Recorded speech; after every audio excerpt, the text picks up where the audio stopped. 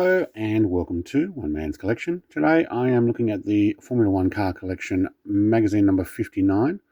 This is the Jordan Heinz-Harald Frentzen driven 199 from 1999. Now I do have a die-cast car here in 143 scale, and we will have a look at that in more detail after I quickly go through the magazine. If you have been following along in this series, you know that I don't read everything in full detail, so you will need to pause the video if you do want to read any more of the articles. But I'm going to show you what you actually got in this particular issue. So the season is obviously 1999.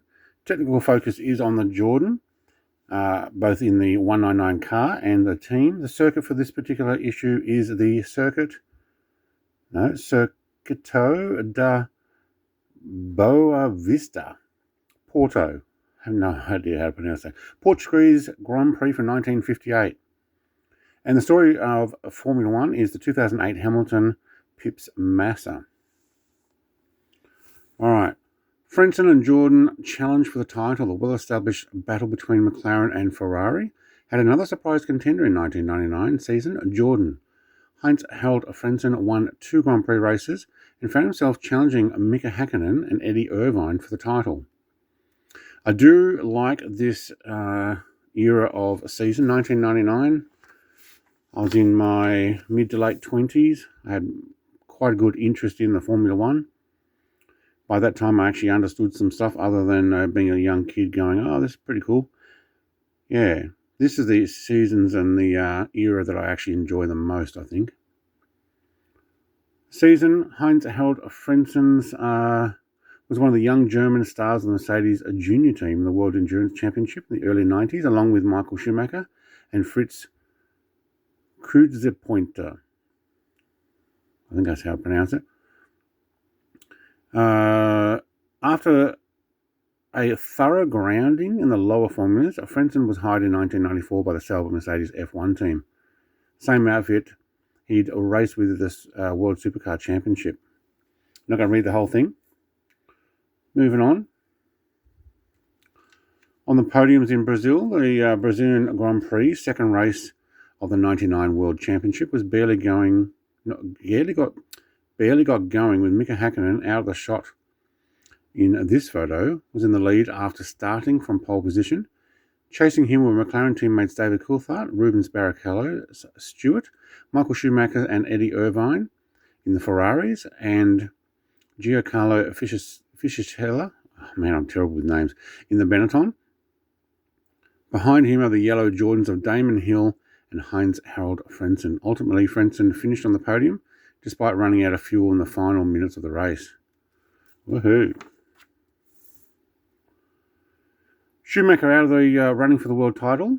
Title favourite Michael Schumacher, seen here in Monaco, was involved in a serious accident during the early stage of the British Grand Prix in which he broke his leg. So for the third successive campaign, he was unable to bring the longed-for World Championship crown back to Maranello. Well, he certainly made up for it later on, though. This one here is a picture of Damon Hill. Had thoroughly a disappointing campaign with the otherwise competitive Jordan Mugen Honda. At the end of the season, the Formula World Champion announced his retirement from racing.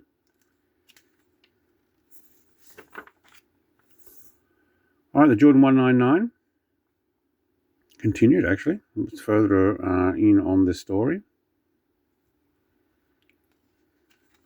Despite strong resistance from Ferrari, Eddie Irvine, at the end of the race 1999 season, Mika Häkkinen managed to win the second consecutive world title, again at the wheel of McLaren at Mercedes. For Häkkinen, recognised as one of the best drivers of his generation, it was just a reward for after an exciting and a hard-fought season. I do like it when they actually get closer in winning. You don't want the one or two teams dominating, which we've had since probably the 2000s, to be honest.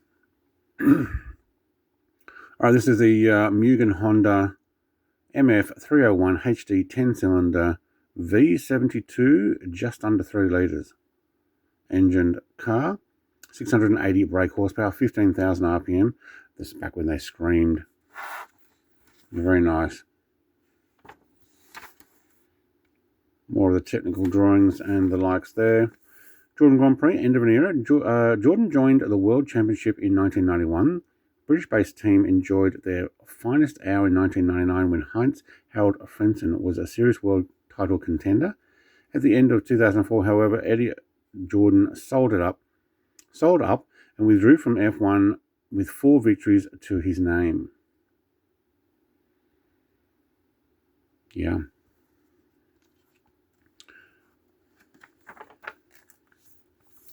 I saw there was one there with Jarno Trulio.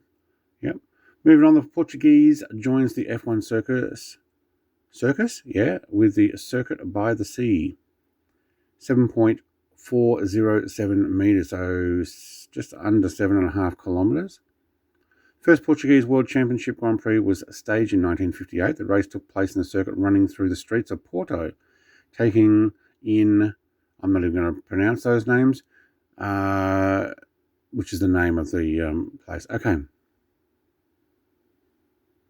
Oh, surface made up from cobblestone and zigzagged by tram lines to the detriment of safety. Wow. Yeah. That's what happens when you make it on a street. Story of Formula 1, Hamilton pips Massa, sensational action right to the final corner. Brazilian Ferrari driver Felipe Massa crossed the finish line at his home Grand Prix as world champion. However, behind him, Lewis Hamilton clawed his way back up to the field to pinch the title by a single point for his McLaren team. Yeah, wasn't there like controversy, somebody let him pass or something? I don't know.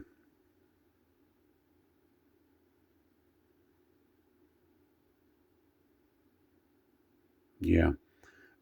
So Lewis Hamilton on 98, Felipe Massa on 97, Kimi Räikkönen on 75, Robert Kubica on 75, and Fernando Alonso on 61.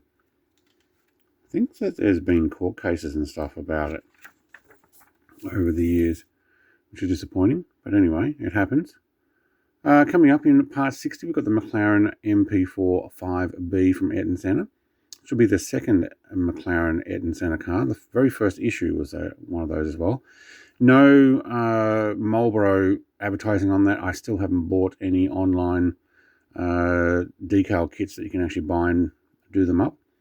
And then after that, we've got the Cooper T51 Sterling Moss. I have a feeling I might have a second one of these in a more detailed non-magazine version that actually has the covers that come off it. If it's the same car, I might have to show that at the same time. All right, let's have a look at the car in more detail.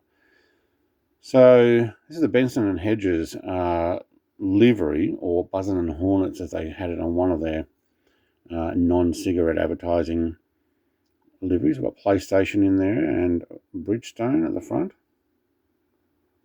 Yeah. Don't have an aerial on the front. I hope I didn't snap that off cleaning it. I don't think so. MasterCard sponsorship, Bridgestone tyres, the Potenzas. So no cigarette advertising on any toys. So we don't have that on this. Look, I actually don't mind these cars. They really do look quite streamlined without too much aerodynamic. You don't have the full scaffolding of aerodynamics down the side. So I kind of like them. Inside we do have seat belts. Very hard to see there. I like the standard of these magazines. It actually does have it. Need a light in there. Let's get that light. Yeah, there we go. Same on all of these. I'm going to put that on the turntable so you can have a look at it without my hands. Thank you very much for watching. Like, comment, subscribe. I'll be back with number 60 next week. I'm going to go all the way to the end of this series, which is 200. So that'll be over the next year or so, or two. Thanks. Bye.